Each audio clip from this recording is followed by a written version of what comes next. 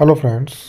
तो आज की जो ये वीडियो है इसमें हम आपको करंट अफेयर्स के क्वेश्चन कराएंगे और इस वीडियो में आपको कराए जाएंगे 45 यानी 45 इम्पोर्टेंट क्वेश्चन।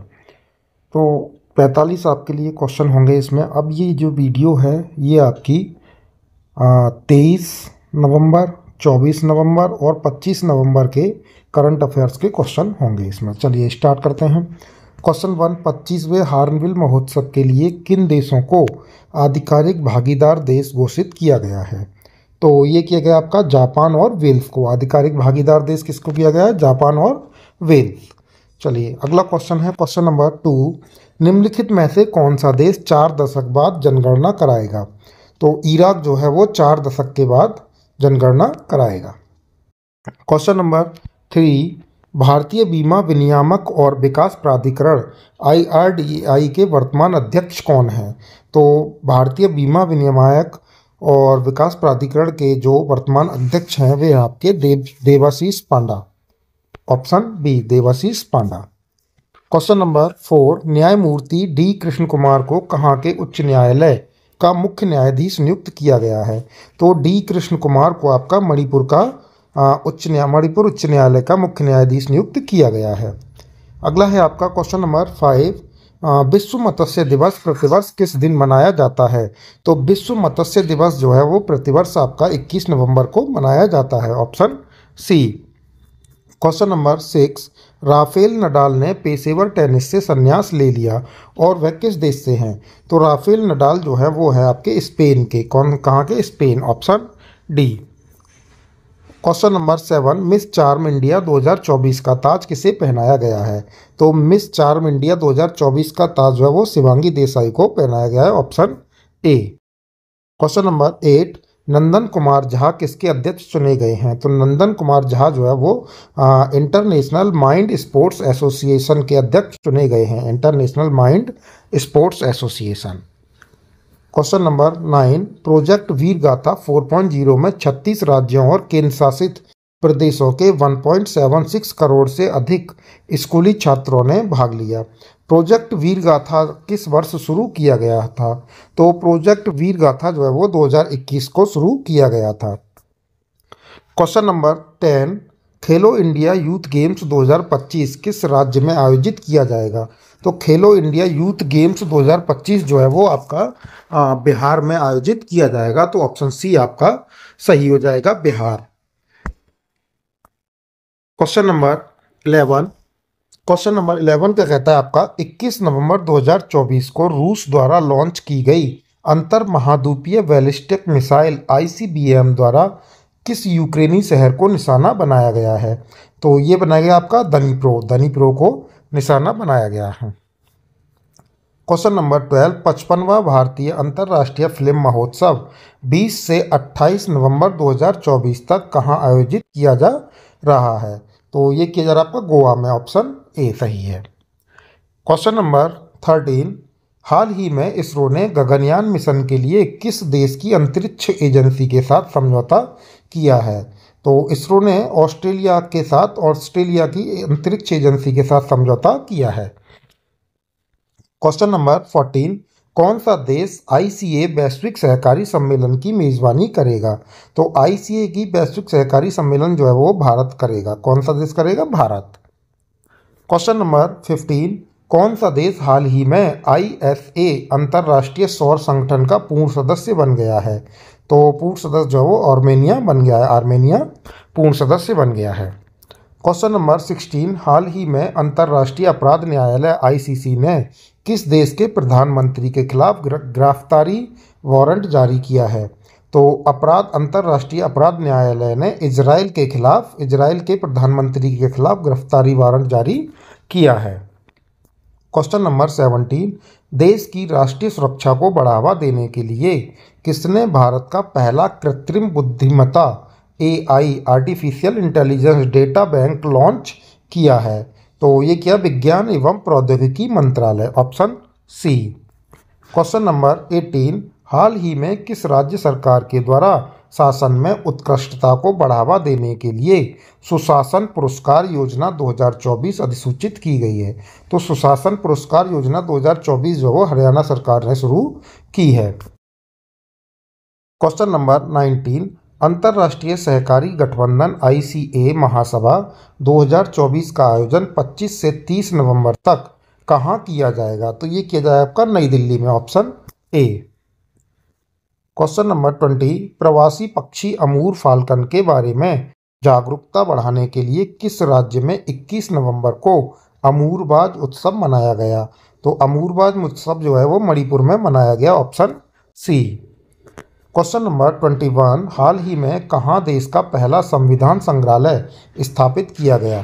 तो संविधान संग्रहालय जो है पहला वो सोनीपत में किया गया, ऑप्शन बी।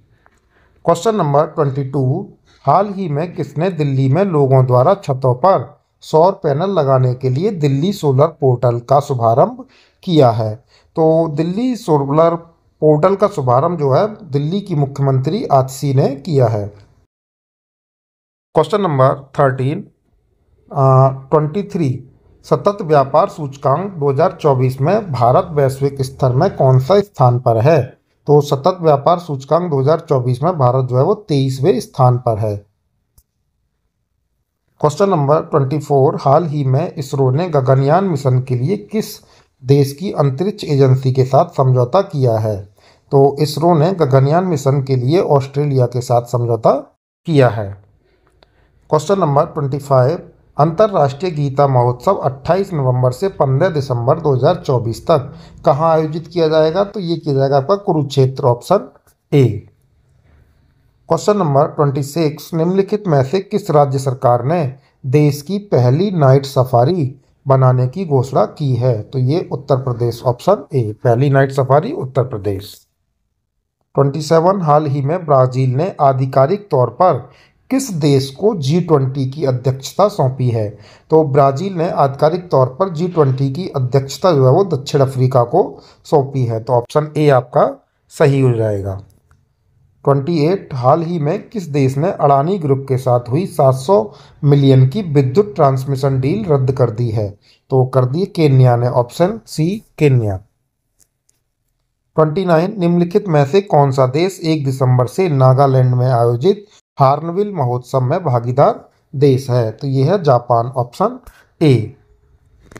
क्वेश्चन नंबर 13, वैश्विक जलवायु परिवर्तन प्रदर्शन सूचकांक 2025 में भारत के कौन सा स्थान हासिल है? तो वैश्विक जलवायु परिवर्तन प्रदर्शन सूचकांक 2025 में भारत का 10वां स्थान है। कौन सा? 10वां, ऑप्शन सी। क्वेश्चन नंबर 31, हाल ही में किस देश ने खाद्य जनित बीमारियों को राष्ट्रीय आपदा घोषित किया है? तो ये किया दक्षिण Africa, option D. Question number 32, किस देश द्वारा प्रधानमंत्री नरेंद्र मोदी को विश्व शांति पुरस्कार देने की घोषणा की गई है? तो अमेरिका, ऑप्शन बी, प्रधानमंत्री मोदी जी को विश्व शांति पुरस्कार देने की घोषणा अमेरिका ने की है। 33, हाल ही में स्कॉट बेसेंट को किस देश का वित्त मंत्री नियुक्त किया गया है? तो स्कॉट बेसेंट को संयुक्त राज्य अमेरिका का वित्त मंत्री नियुक्त किया गया है।